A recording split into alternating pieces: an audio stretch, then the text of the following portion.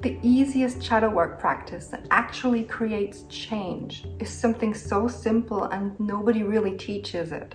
And no, it's not journaling. So here's the truth. Shadow work has been overcomplicated by people, but the actual practice is so much simpler than you think. If you look at it this way, shadow work at its core is simply nothing but the gap between the person that you pretend to be and the person that you really actually are, your raw self. That gap, that's it. Let me give you an example. People pleasing. The gap is that you are performing adaptability, flexibility, spontaneousness, if that's a word, agreeableness and selflessness. But in reality, you have preferences and you have plans and you have boundaries. And that gap is your shadow. That quiet anger that you feel when you say yes, when you really mean no. And after time, the resentment grows and you become exhausted and you kind of lose connection to your true self. So let me show you the easiest way to start. Step 1, notice your reaction.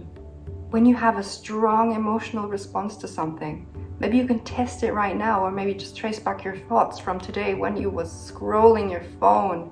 Maybe you felt a punch of jealousy, or when somebody cancels plans, you feel devastated, or when you see a woman being loud and confident, you feel judgmental. Notice these things and just pause. Let them be there, because that reaction is gold.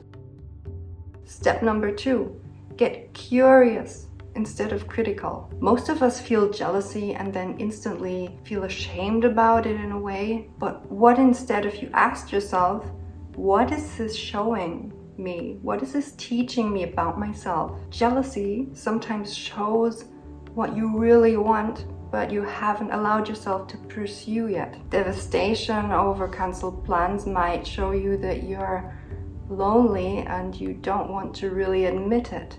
And being judgmental over confident women might show you that you've been dimming your light, your own bigness. You know what I mean? Step 3, find that older version of yourself that is holding this belief. Where does it come from? Which version of you is connected to this feeling? When was the first time you felt this way? Maybe you were punished by being too loud or too ambitious, or just being yourself. And that version of yourself is still in there and it's running the show. This doesn't mean that that version of yourself is bad. It's just running with outdated information, and you're keeping your doors closed for new opportunities and experiences. Step number 4, update this information. Get realistic on what is the truth. It's safe for you to be seen. And here's the important part. Because if you're just telling yourself this, that it's safe, blah, blah, blah, you still haven't proved it to yourself yet. And you can prove it by taking actions, by proving otherwise. Because if you just keep telling yourself this without proof, you won't believe yourself. Again, that's why sometimes affirmations feel awkward.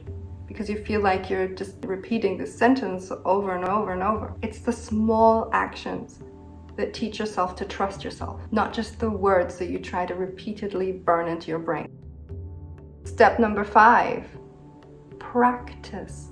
Once you've gained that awareness, those situations where you always do the thing, like people pleasing or saying yes when you actually mean no, when that awareness is in place, then practice the opposite. When you feel anger coming up, instead of suppressing it, learn to express a minor irritation. Let people know that you're annoyed. If you hide your needs, then practice by asking for something really small. So shadow work isn't really about breaking down all these traumatic experiences and your childhood. It's about slowly expanding your experiences to explore that area of safety. So it feels safe to say no.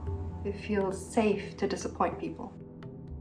So this real-time awareness is everything. So when you can spot those patterns, then you can shift them right there and then. It doesn't mean that you're going to be pro right away, but the awareness will expand and will become stronger. And the more awareness, the more control you have to make that decision in that moment.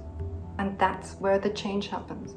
And I've built an entire system around this, teaching women how to practice this soft awareness. So they have the ability to track their bad habits or their self-sabotage and then change their behavior. So this constant changing becomes second nature and it feels natural. So if you want that full framework, there's a pinned comment down below. I'd be happy for you to join, because here's what I've learned the hard way. You don't have to understand every pattern, every experience in order to change. You just need to notice when the pattern occurs, feel the compassion on why it's there, and then choose differently for yourself next time.